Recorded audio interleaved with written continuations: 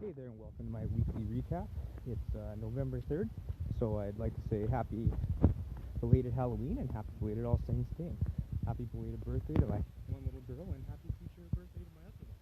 A lot's happened in the last couple of months, and I know it's been a while since I've checked in with everybody here. Started a new contract for the next 6 months, so lots of work to be done, lots of really awesome things to learn, and yeah. So very quickly, because a lot of stuff has kind of gone on, let's touch base with the election that's going on in the U.S.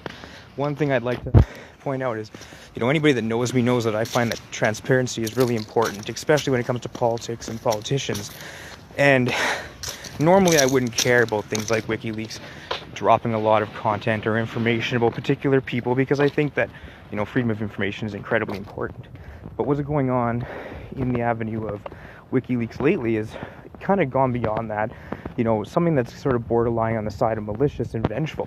And that sort of circumvents the whole point of transparency when you're doing a, 3-week countdown and every day you're dumping new information on a candidate and you're not to other candidates, then I think you have a problem. And when you're proactively trickling out information, then you're not being transparent yourself, and that defeats the whole purpose of these groups that are supposed to be cornerstones of information being free and open to everybody.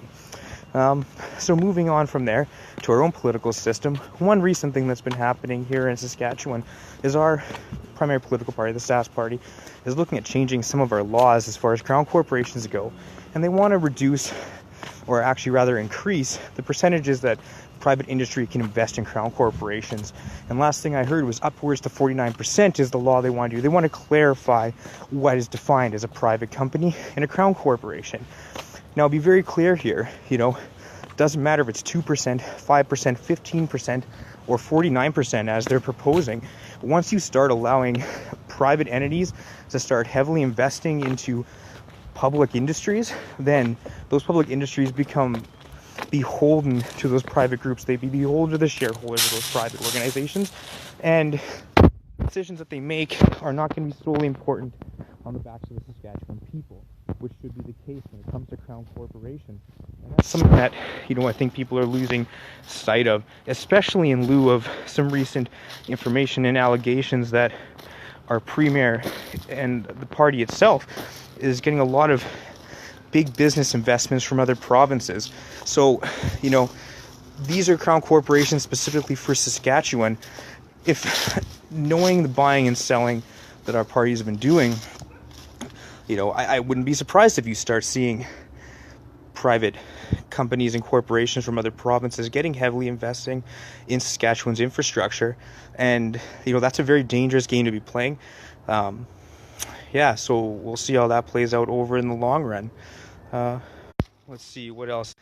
Good old Sask. Well, due to latency, to cut this short, but I'll try to be more adamant and up on my weekly updates, and I'll post a YouTube video that's been sort of sitting there for about 2 months, waiting to be subtitled, and I really simply haven't gotten a chance to get it done. But I think it's important, and it kind of connects to the stuff with the crown corporations being mildly privatized, whether they want to look at that way or not. So stay tuned for that and check it out over the next couple days. That should be on there.